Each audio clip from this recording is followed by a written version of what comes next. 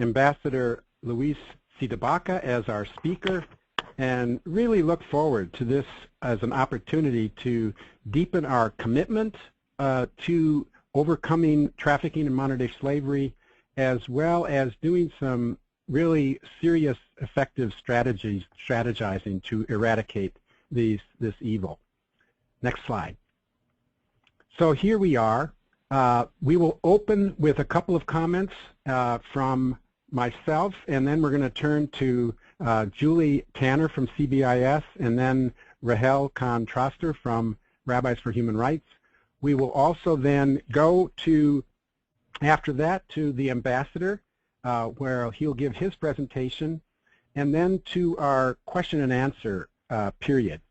If you have a question during the webinar, you're to fill it in on the question box on the right side of your screen, and also say who you would like to direct the question to.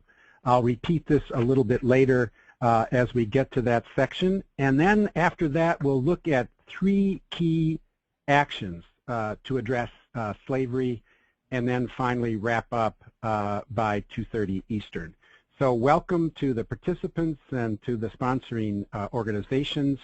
And let me turn briefly to looking at a little bit of what the ICCR members have done in terms of addressing trafficking and modern slavery. Next slide. So here we have a very complicated issue. Here we have modern supply chains and modern slavery intertwined. There are any number of companies that ICCR members have engaged in, their supply chains, ethical sourcing, putting together codes, but often that has been in their first primary relationship, that first tier. What we really need to do is now move deeper in the supply chain and go down to the materials commodities level, where often there is forced labor, there's forced child labor, and modern slavery.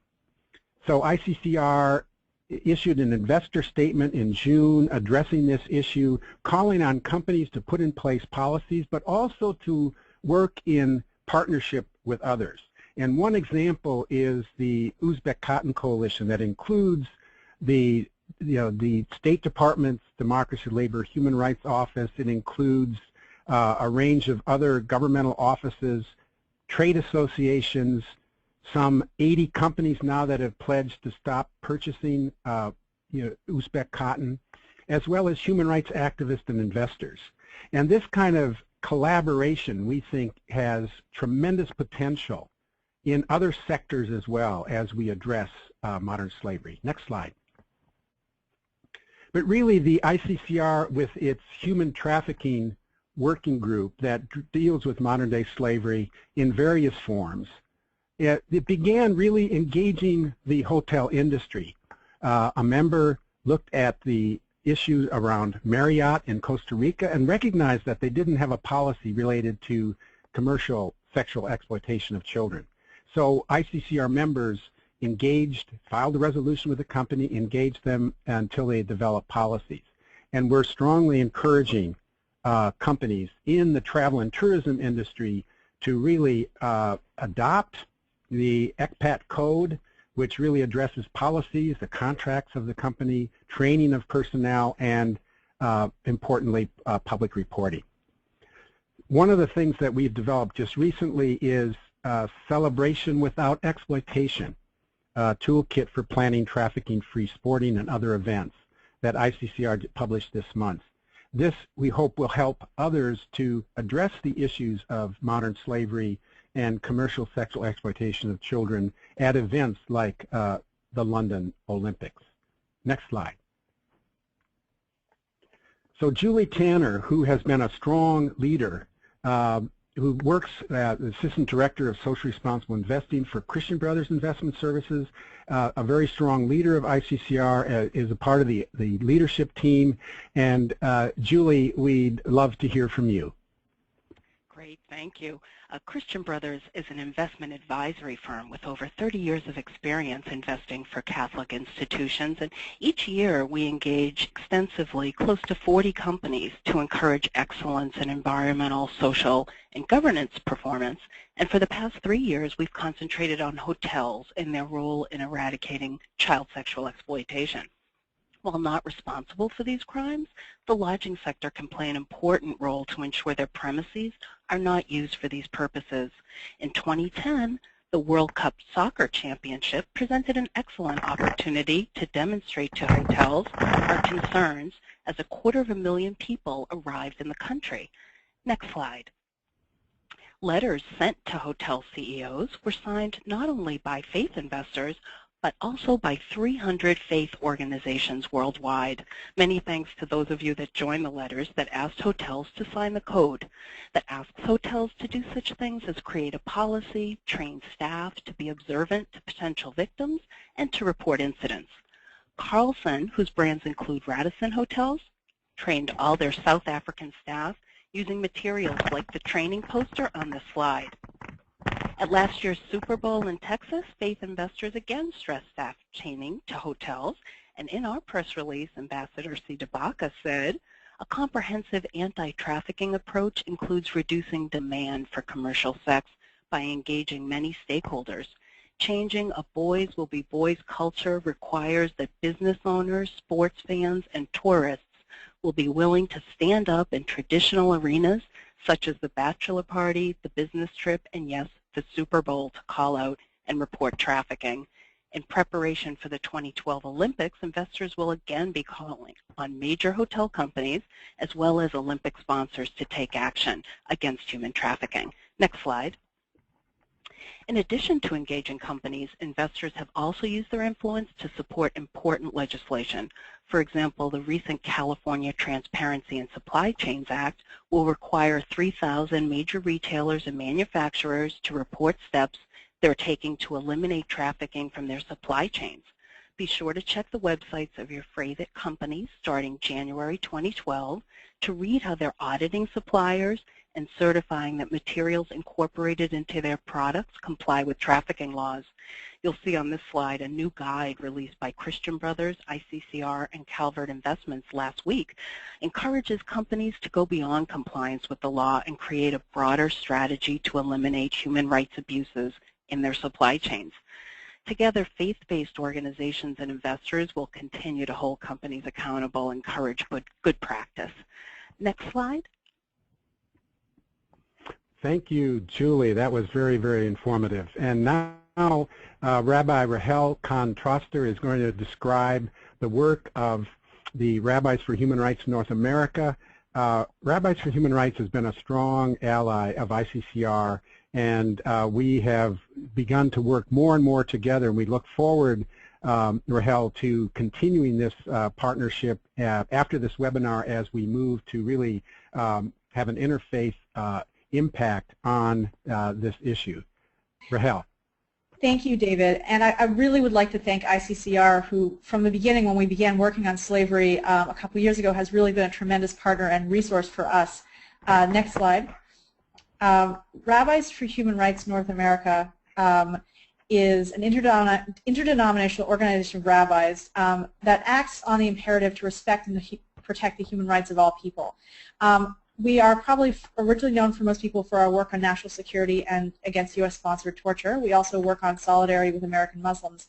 But in the past few years, we took on the issue of slavery and human trafficking, fighting it from within the Jewish community, where I think there's always been a historical affinity for the issue and a lot of interest, but there's not been a strong amount of overall organization on a national level. Next slide, please. And so our campaign takes several parts. On a practical level, we serve as the Jewish ally organization, one of the Jewish ally organizations for the Coalition of Immokalee Workers in Florida, who are working to stamp out slavery in the Florida tomato industry. Many of you may be familiar with their work and their campaigns in the past 10 years against Taco Bell and McDonald's and Yum Brands, and the way they work with corporations and with growers to stamp out slavery in the supply chain of the Florida tomato industry. And we think it's very important to educate the Jewish community and the faith community at large that slavery is the extreme end of a continuum of workplace abuse that includes violence and sexual harassment. And we believe that the Coalition of Immokalee Workers really highlights practical ways that we as consumers and as activists can work to end exploitative conditions. So we've been bringing their story to the Jewish community. We're spearheading a Jewish coalition around pending legislation such as the Trafficking Victims Protection Reauthorization Act to really put the power of the Jewish public voice and of Jewish voters behind this important issue that touches on all levels of fighting trafficking, from funding those groups who work with victims of human trafficking to working to stamp out human trafficking at its cause. This year's, the major issue in the reauthorization of this bill has been the regulation of foreign labor recruiters and how important it is that workers who are here both legally and illegally be protected from exploitation and slavery. And so we've been organizing the Jewish voice around the bill. We're working to educate the Jewish community about slavery and human trafficking so that people know it's something that happens in their communities, that they don't see it as a problem that ended 150 years ago, that they understand that it's not just something that happens overseas, but that they just not have a raised awareness, but they also be educated in the steps they can take as individuals, as faith communities, as investors, as consumers, as activists to stamp out slavery and trafficking in our lifetimes. We're also very proud to work with other communities of faith in the fight against trafficking, and I think that this call is a really great opportunity to begin that process and bring together all sorts of faith communities to talk with Ambassador Debaca about what we can do to end human trafficking. Great. Rabbi Rahel, thank you so much, and that lays a good foundation for the next part of the webinar. It is really a privilege to introduce Ambassador Luisi Debaca, who, as you know, directs the U.S. State Department's Office to Monitor and Combat Trafficking in Persons and serves as Senior Advisor to Secretary Clinton on trafficking, an issue that she is deeply committed to. Ambassador Debaca formerly served as counsel to the House Committee on the Judiciary, where his portfolio included modern-day slavery issues, as chief counsel of the Civil Rights Division, Human Trafficking Prosecution Unit under the Bush administration, and as the Justice Department's Involuntary Servitude and Slavery Coordinator under the Clinton administration. So, Ambassador, you bring to us a wealth of not only information, but of commitment, and I take the privilege of being the moderator to also say it's been really delightful working with you and with your incredible staff, particularly Amy O'Neill, Richard. So with that, Ambassador, the floor is yours. Well, thank you, David. And let's go to the next slide, I guess, if we could. So I want to talk a little bit about human trafficking and kind of maybe go back to first principles. I think we've had a very good, as you said, David, a good launch pad in the discussion thus far, but maybe circling back to what human trafficking is. What are we talking about when we talk about this issue of modern slavery? One thing that everybody should recognize is the notion that these are synonyms rather than complementary terms. We use them interchangeably. As you pointed out, I was the Involuntary Servitude and Slavery Coordinator in the Justice Department, a post that dated back to the Roosevelt administration, but in the late 1990s, this term human trafficking came into vogue as far as describing modern slavery. It's a bit of a misnomer. Trafficking in persons, human trafficking, modern slavery, whatever we're talking about, is basically an umbrella term for all of the activities involved in holding someone in compelled service. Now, while the term trafficking seems to connote movement, at the end of the day, human trafficking at its core is about exploitation and enslavement. A person doesn't have to have been physically transported from one location to another. A person doesn't need to have been kidnapped. A person doesn't need to be from another country. It happens to men, women, children, adults, foreigners, people in their own country. So in other words, it basically happens around us. and it mainly happens to those who are vulnerable. Vulnerability, of course, is something that we try to get rid of when we're looking at various populations, whether that's from the human rights or civil rights imperatives, equal pay, equal access to justice, all of those things. When you have those types of inequalities, when you have those types of vulnerabilities, the traffickers will come in and exploit them. Next slide, please. So the core elements, again, just to review, under both the U.S. federal law, the Trafficking Victims Protection Act of 2000, and the United Nations Protocol to Prevent, Suppress, and Punish Trafficking in Persons, which we often talk about as the Palermo Protocol, because it was open for signature in Palermo in the fall of 2000. Both of them define trafficking in persons similarly. They emphasize the use of force, fraud, or coercion to obtain the services of someone else. They both acknowledge that movement isn't required, as I mentioned before, framing it around the exploitation rather than the movement.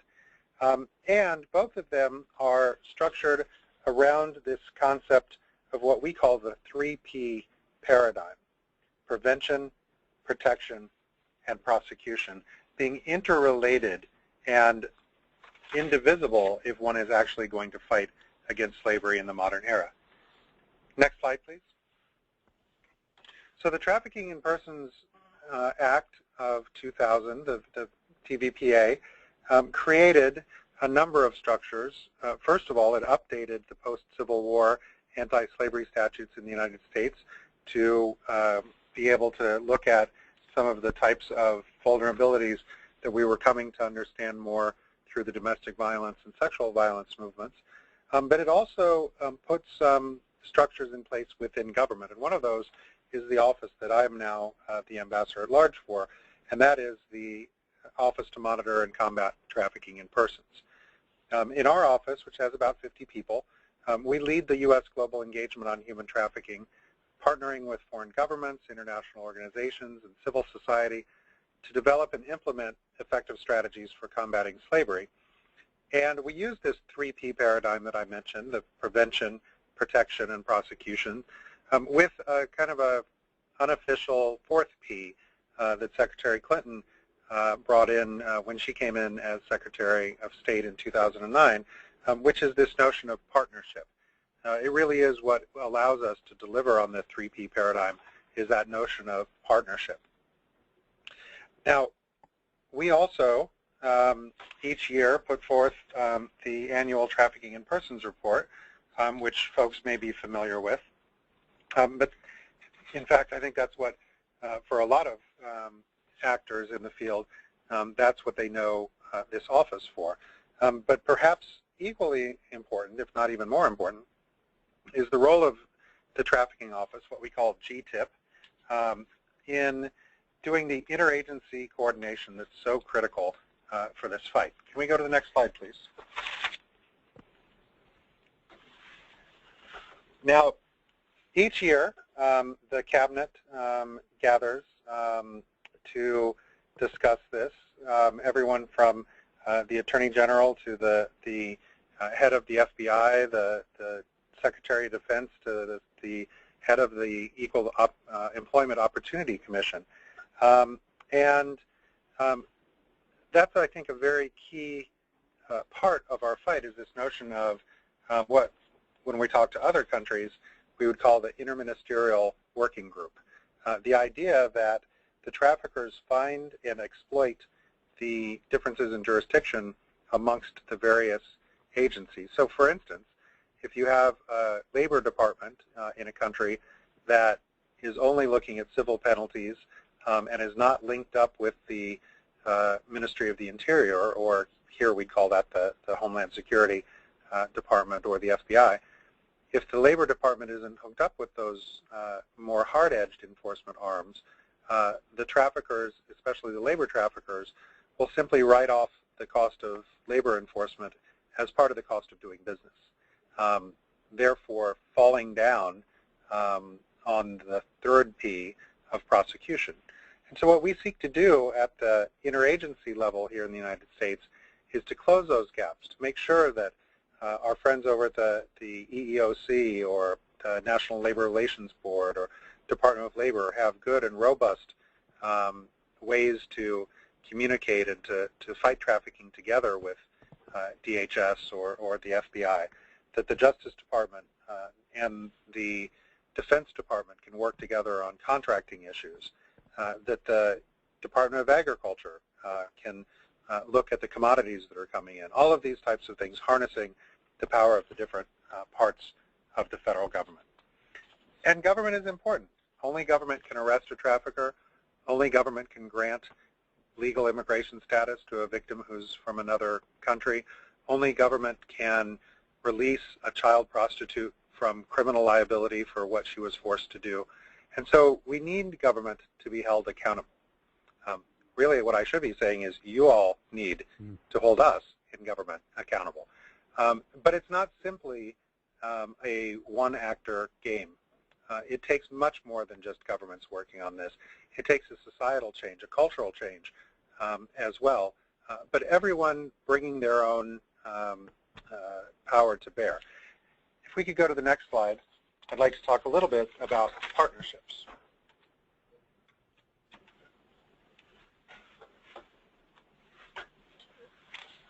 So one of the most important things that we've seen is that we have to work together across these lines, whether it's with the faith community, whether it's with the business community.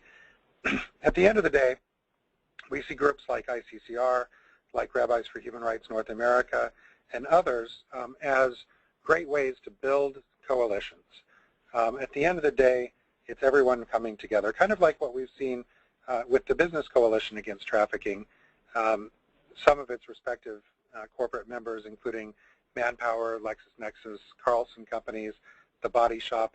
But you know, if business comes together in cooperative coalitions like that, and if government is trying to come together, we need civil society.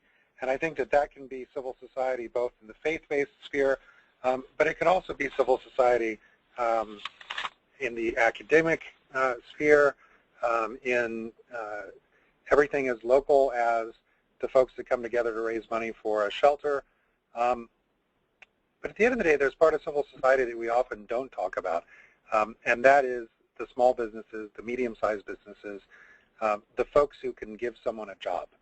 At the end of the day, one of the things that we've seen, and I think we'll talk about this in a little bit, on what you can do, at the end of the day, one of the most important things that people can do for survivors of modern slavery is to help them out by giving them a job, or insisting that the companies that you advocate to are thinking about the survivors not simply as something to prevent from happening, but if, God forbid, somebody is held in a condition of slavery, that once they get out, there will be jobs, job trainings, opportunity for them. If we could go to the next slide, please. The California Transparency in Supply Chains Act is something that we've heard about a little bit already today. We're very excited about it. It's not a federal law. It's a state law. And of course, the states as the innovators of democracy is a very important thing. One of the things that we've seen, of course, with California is that if it were its own country, it would probably be in the G8. It's got such a large economy in and of itself, and everyone wants to do business in California. Nobody wants to get cut out of that marketplace. And so what we think is going to happen as a result of the California Supply Chain Act is an effect that goes far beyond just those 3,000 or 4,000 companies who are large enough to be able to be required to do the filings with the Attorney General and the tax division. In other words, what we're thinking is that by doing those filings, you as consumers, all of us as observers, will be able to see what the anti-slavery policy is of the big corporations. But at the same time, we will also see them, presumably, start to drive those policies down to their suppliers, to their supply chains. We can reward them for doing the right thing. They can also be punished in the marketplace for not doing the right thing. And at the end of the day, it's that sunshine that ends up being so important. Next slide, please. One of the things that the companies have been asking in the run-up to the California Supply Chain Transparency Act going into effect is what's out there that can give them a roadmap that can help them figure out what those policies should look like. And one thing, there's several tools out there, but one thing that's I think an exciting development is the Luxor Protocol as a guide for assisting companies in how to go through these Athens ethical principles against human trafficking that were put in place about 6 years ago in Athens at a meeting of End Human Trafficking Now in the United Nations. One of the things that folks realized was that the Athens ethical principles are great, but they're just a set of kind of exhortative principles rather than actually having kind of a roadmap as to what one would do. So the Luxor Protocol looks to provide policy, strategic planning, public awareness, supply chain tracing, government advocacy, in effect, at the end of the day, strengthening that transparency that the California bill is hoping to shine on this problem. The overarching goal would be that businesses would incorporate codes of conduct, anti-trafficking measures, and self-regulatory mechanisms into their daily business and their long-term strategic planning. Now, the End Human Trafficking Now campaign, which I think that David mentioned earlier as having participated in the meetings with Walmart, is at www.endhumantraffickingnow.com, and you can find a copy of the Luxor Protocol there. We think that it's a very exciting tool that businesses can take pretty much right off the shelf and apply to their own businesses, their own supply chains, their own policies. If we could go to the next slide, please. So in addition to things like the Luxor guidelines, we have the United Nations has looked at this a little bit. And the OECD has promulgated guidelines for multinational enterprises, the updated ones. And as well, many of you may be familiar with the UN guiding principles on business and human rights, which were endorsed by the Human Rights Council in June of this year. Now, these are very interlocking. The OECD guidelines, Human Rights Chapter, is drawn directly from the guiding principles, and they urge companies to take adequate steps to ensure that forced labor does not exist in their operations. The guiding principles themselves provide guidance to companies on how to strengthen internal systems to prevent and address adverse impacts on human rights, including those related to labor and clean supply chains. And we, of course, are working closely with our department colleagues in the Bureau of Economic, Energy, and Business Affairs and the folks over at Democracy, Human Rights, and Labor, DRL, as they take the lead in furthering these goals. And Kim Natoli in my office has been playing a key role in those relationships. If we could go to the next slide, please. Well, it's not simply about great big companies having protocols or the United Nations having guidelines. The fight against modern slavery is actually something that is very individual and should be. Over the years, one of the things that we've found is that raising awareness is a key part of this battle. And I think that one of the biggest things that we have to get over is the idea that modern slavery is something that happens somewhere else. It happens over there to people who are littler or browner or poorer. All of those things might look good on a fundraising solicitation, but they're not necessarily the way that we're going to be fighting human trafficking. It's happening in our own backyards, and it's happening in our own consumption patterns. The cotton that we wear, the coffee that we drink, the cocoa that we eat, all of these things often have been touched by slavery. I do think it's perhaps ironic that one of the best tools for fighting human trafficking in the modern era is technology, because one of the things that we're learning as we look at supply chains is how much the handheld technology explosion of the last few years, the revolution in handheld technology, is fueled by minerals that are being mined in conflict zones such as the Eastern Congo and other places where people are being enslaved to scrape these rare minerals out of the earth simply because they conduct they conduct electricity at such low heats. They're the things that allow our BlackBerries and iPods to work, and they may very well have been mined by someone who was enslaved.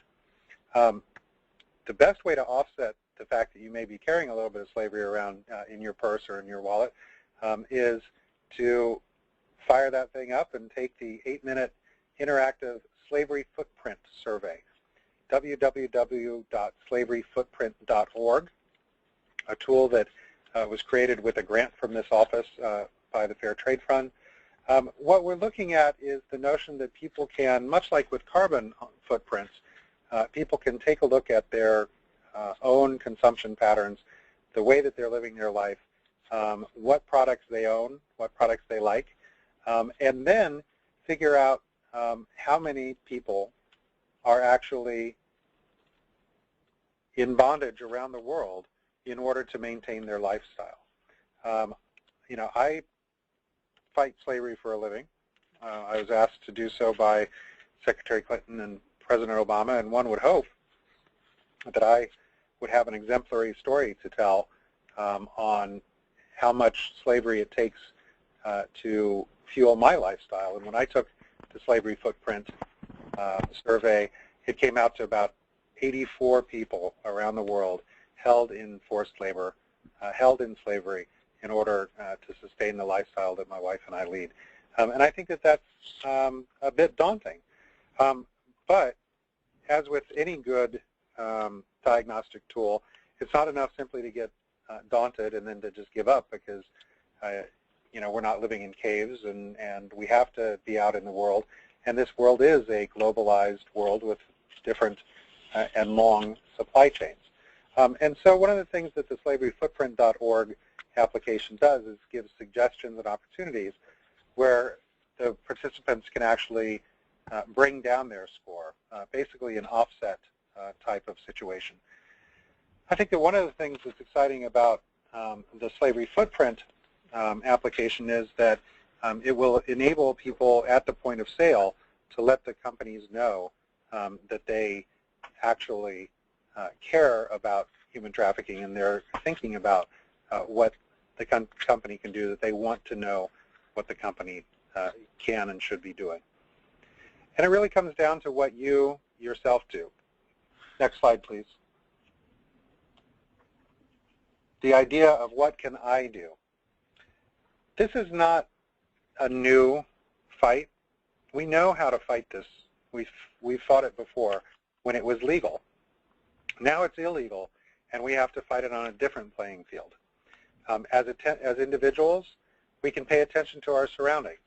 If you see a situation that appears to be a potential human trafficking situation, you should call the National Human Trafficking Resource Center hotline at 888-373-7888 and report it. You'd be surprised how many of the cases that have resulted in prosecutions of trafficking have come to light simply because a neighbor or somebody on the street saw that something wrong was happening and they picked up that phone. Also, being a socially conscious consumers, buying gifts made by trafficking survivors. If you're thinking about what you're going to be giving over the next few weeks in your holiday traditions, there are a number of places that have gifts, whether it's handicrafts or otherwise, that are made by survivors. Supporting socially conscious companies, the ones that have those ethical codes of conduct in place with strong monitoring and evaluation practices. Taking that slaveryfootprint.org test. And if you're affiliated with the university, making sure that you do so through Facebook so that the university gets credit, because I'm told that the folks over at MTV are going to be rewarding the campus that has the most activity to offset their collective human trafficking slavery footprint as we go into this 150th anniversary of emancipation. Like I said earlier, this is something that we've done before. This is something that we know how to do. If we could go to the next slide, please. These are historical artifacts, but I think that they're historical artifacts that should call us to action.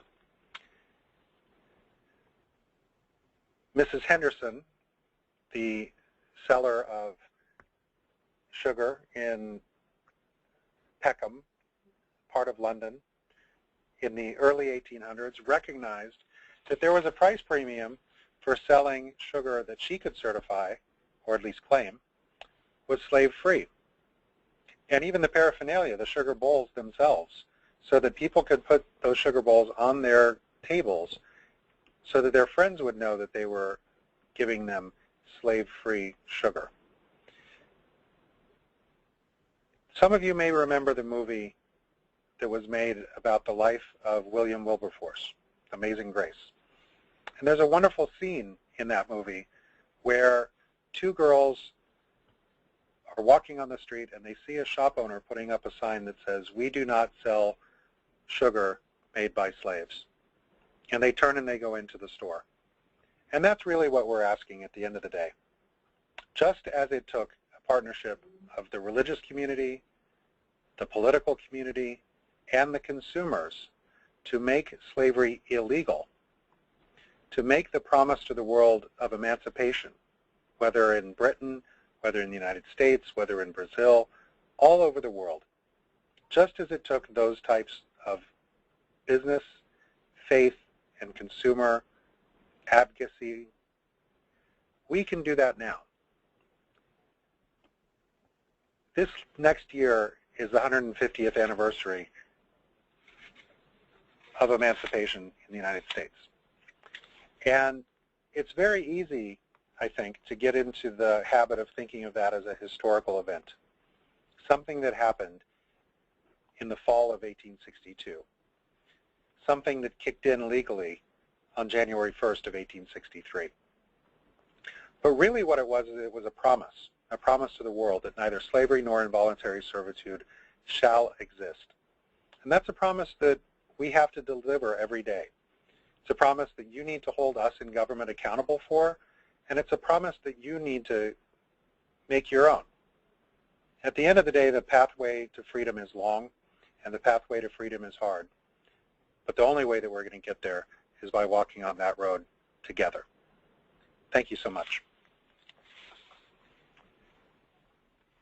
Thank you, Ambassador C. Debaca, for an inspiring and also informative talk that will really spur a lot of our thinking as we move forward, because you're really hitting at the values issue, at the issue that this has been done before. We've eradicated slavery in our history, and yet it's still there. So what are some of the tools that exist for us as individuals, congregations, communities, companies, etc., that we can really utilize to effectively turn that tide. So we move now to the question and answer period of the webinar. And let me remind you, if you have a question, please enter it into the question box on the right side of your screen, and also who you would want to address the question to. So first question is for you, Ambassador C. Debaca. How do you address the issue of denial, whether it's a person or a community or a company that just doesn't really believe that slavery hasn't been abolished, that it still exists? And if it does, how does it intersect with their lives? Well, unfortunately, it often takes some type of a tragedy You know, I think that we saw that in the UK a few years ago. You know, the United Kingdom had taken the position in no small part that with the promulgation of the Palermo Protocol, that they were fine, that they had laws that dated back to the 1800s on the importation of prostitutes from other countries, and that was what human trafficking was, and that they didn't really need to change their laws. And then suddenly 19 Chinese men and women died when the tide came in, when they were out on the West Coast picking up oysters, where they had been trafficked and enslaved in that situation. And the tragedy of those 19 people dying woke up Britain in a way that I think, unfortunately, we had not been able to as far as our bilateral discussions between the U.S. government and the British government. I think that what we're trying to do is through community activism, through storytelling, through letting these voices be heard, and also, frankly, having the warning voices of some of the lawsuits that are being done out there on contract laborers that have been abused in Mississippi or other places. You know, both the affirmative voice of the consumer saying, I care, and also the maybe less cheerful voice of the plaintiff's attorney showing up with a subpoena. Those hopefully will make it so that there does not have to be a horrible tragedy to get a company's attention. But unfortunately, many companies in many countries, it does seem that good things happen only in the wake of something very troubling like that. Okay, great. Thank you. Another question for you. So you described earlier, you know, the 3P approach, and that has been a part of the lexicon for some time: prevention, protection, prosecution. But that Secretary Clinton is really focused on partnership. Could you describe, Ambassador, you know, a couple of partnerships, public-private partnerships that you really are excited about and believe are really going to move the ball forward? Well, I think that the one that we're probably the most excited about at the end of the day are these Luxor implementation principles. We think that, you know, we've often had public-private partnerships in this office and in other parts of the government where we come together to do kind of, you know, one thing. You know, whether it's, you know, let's get a code of conduct out there, or let's put on a conference, or, you know, things like that.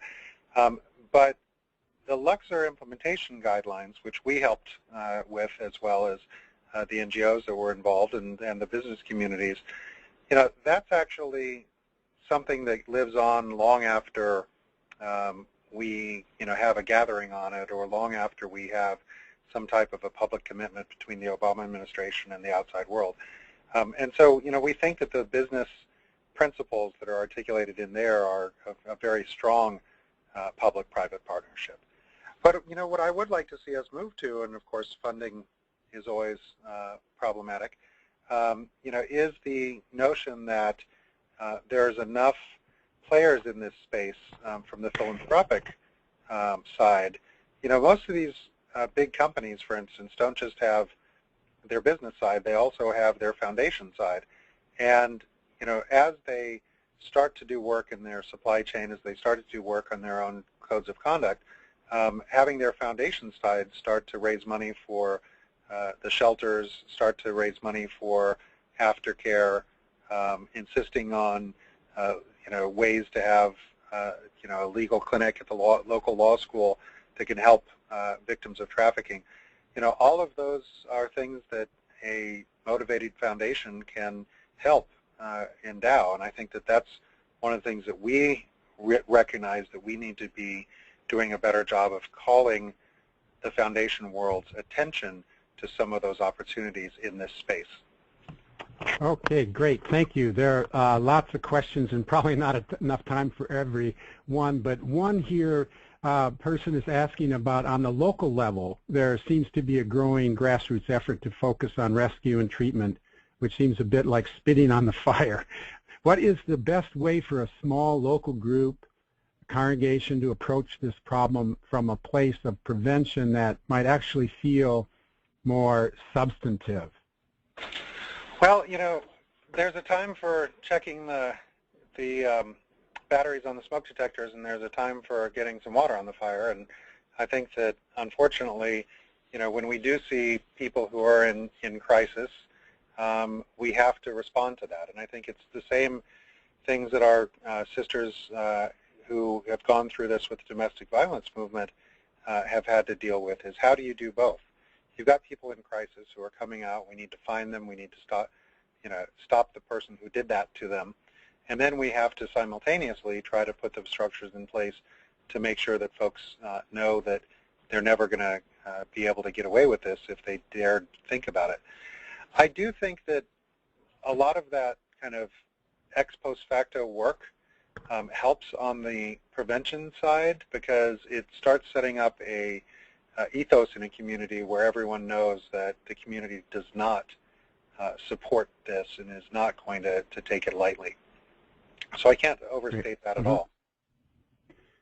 So another question for you, Ambassador. Bread for the World has done a stellar job of reaching across the aisle and getting both Republicans and Democrats to address the issues of hunger. Is there any similar work on trafficking, work that doesn't pit our political parties against each other?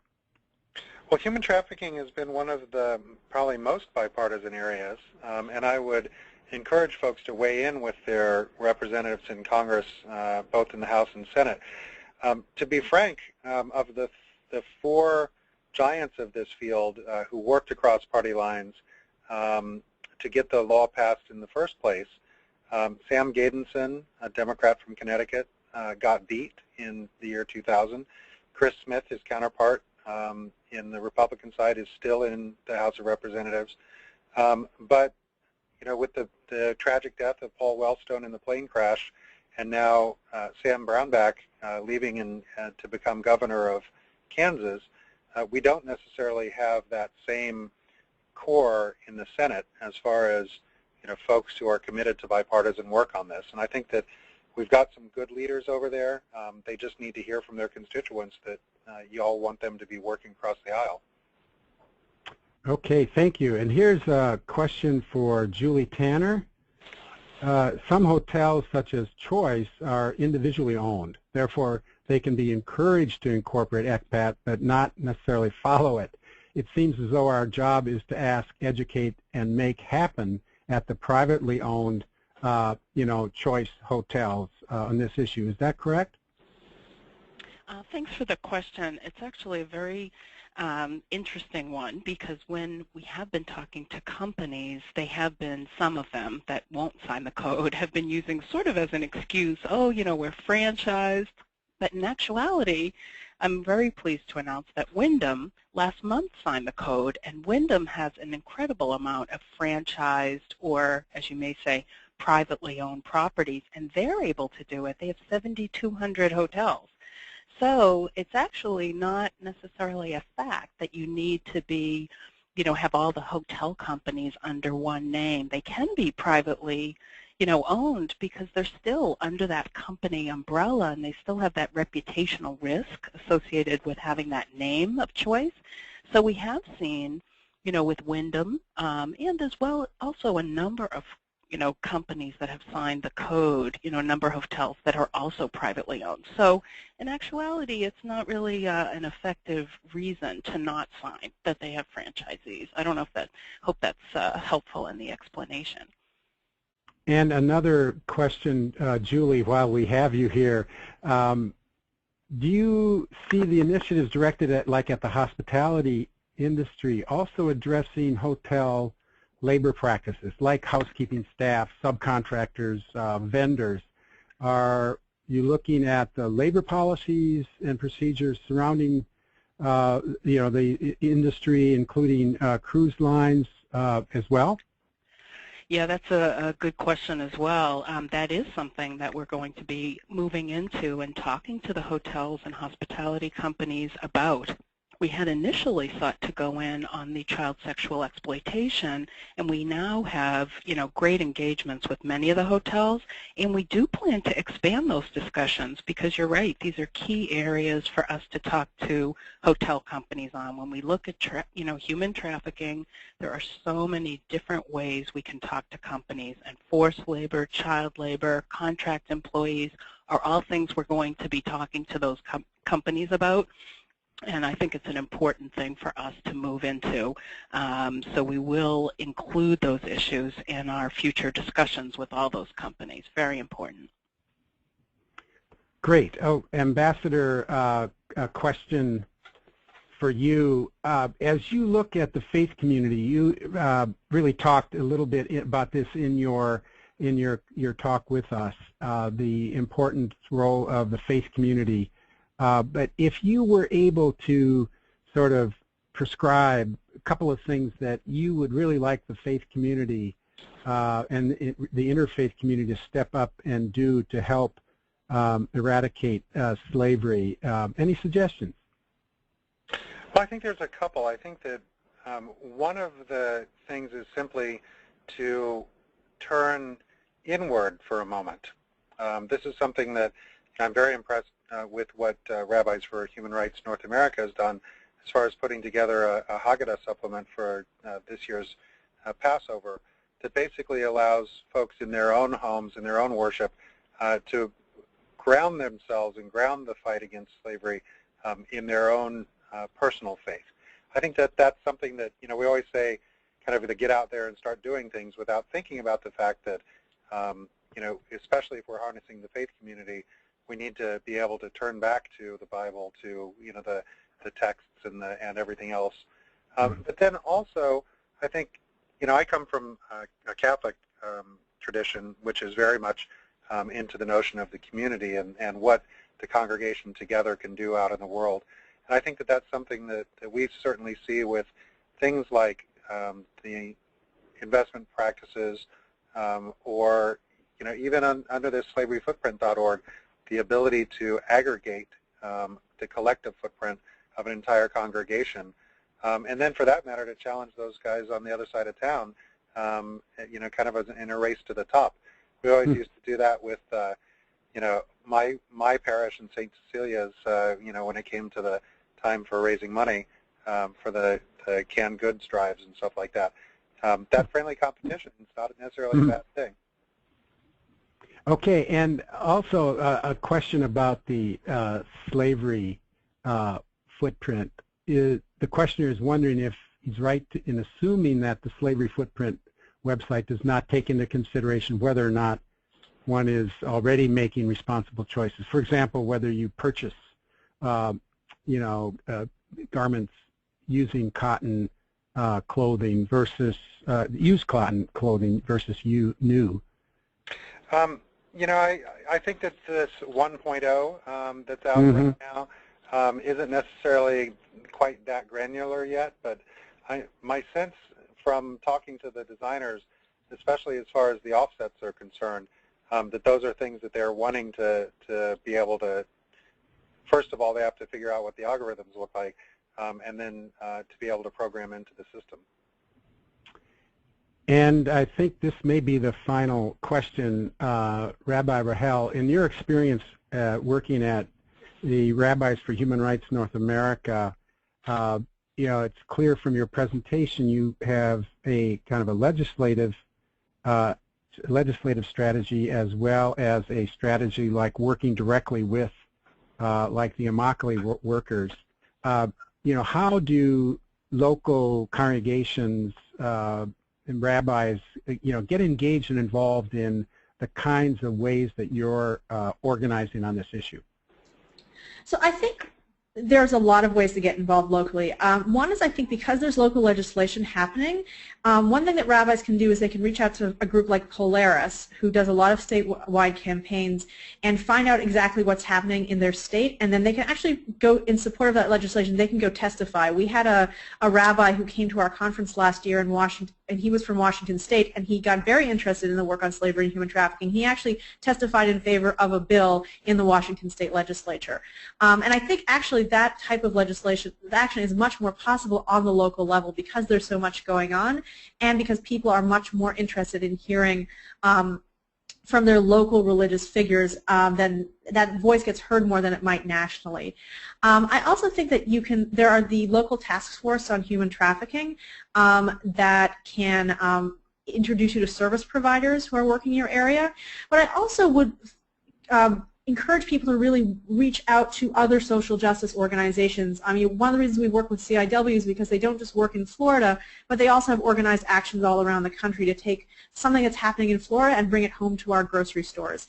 And there are other organizations doing that as well. I know in states with domestic worker campaigns currently going on to create better laws surrounding domestic workers in New York and in California. Domestic workers are often the subject of slavery and human trafficking, and a lot of them, for example, have campaigns that work on slavery. So there's really a lot of opportunities, especially if you think beyond the organizations that are specifically working on slavery to those who are working on exploitative labor practices, and reaching out to them. In addition, the organization Freedom Network, which is one of the major anti-trafficking coalitions, has groups working on the ground in a lot of states, and so I would also encourage you to check out freedomnetworkusa.org to see if there's someone working in your state. But I would, if anyone is interested in working in a specific local area, you can be in touch with me and I'll let you know what's going on there. Okay, well, thank you so much, and we're going to need to move on to the last part of the webinar. Just a couple of things. One, if you have a question that hasn't been answered, why don't you just email to me, dschilling@iccr.org, dschilling@iccr.org, and I'll get it to the appropriate person. And secondly, we will be having the recording of this webinar posted on the website of ICCR, CBIS, and Rabbis for Human Rights. So you'll be able to get access to this webinar, including some of the resources that have been mentioned. So let's move back to you, Rabbi Rahel, and look at some of the next steps that we recommend for people to consider. Great, thank you, David. And most of these have been touched on, but I really want to reiterate them. The first thing you can do is educate people, yourself and others, about slavery and human trafficking. I think this is a cause where awareness is a really key step because most people don't see it out there. They don't understand that it still exists. So education is really critical, and encouraging people to take their slavery footprint is also really important so that they see their own responsibility for the issue of slavery and not just seeing it as a problem that someone else perpetuates. I think it's very important that we insist on slavery-free supply chains and support those companies who engage in good practices. We have to not just buy fair trade, but we also have to require our companies to be ethical consumers. We have to think of ourselves as more than consumers. We have to be activists, and insisting on slavery-free supply chains is one way to do that. And finally, we have to get involved in civil society. We have to support state and federal anti-trafficking legislation, and we have to volunteer.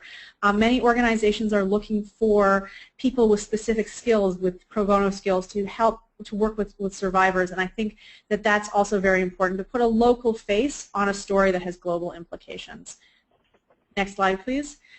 We've put together a series of resources that cover a lot of these details. I want to highlight Slaveryfootprint.org, which has been mentioned several times on this call, which is partway down the page. All the organizations involved in this call have resources on combating trafficking in persons, as well as the U.S. State Department. And as well, we've highlighted some of these guidelines for working with companies to ensure a slavery-free supply chain. Great. Well, thank you so much. And we've come to the end of the webinar. I want to reiterate our thanks to Ambassador C. Debaca. Thanks so much, not only for speaking with us, but working with us over the long term, and for all the things that you and your office are doing in this country, but also in various parts of the world. So we're very, very happy to be working with you on an ongoing basis. We also thank Julie Tanner from CBIS, Rabbi Rahel Kahn-Troster from Rabbis for Human Rights, Nadira Narain, who really helped to set up the webinar, program director of the ICCR, Susanna McDermott, who is the director of communications at ICCR. But we also want to thank each of you that have joined. We haven't seen your face or heard your voice, but we've heard your questions, and I can sense your commitment that we can together work to make this an issue that does get ends at a time, whether it's 5 years from now or 10 years from now. The things that we're doing today and then the next months and years will make a huge difference as we eradicate slavery and trafficking in all of its forms. So thanks so much for your participation, and we look forward to working together in the future. Thanks. Bye-bye.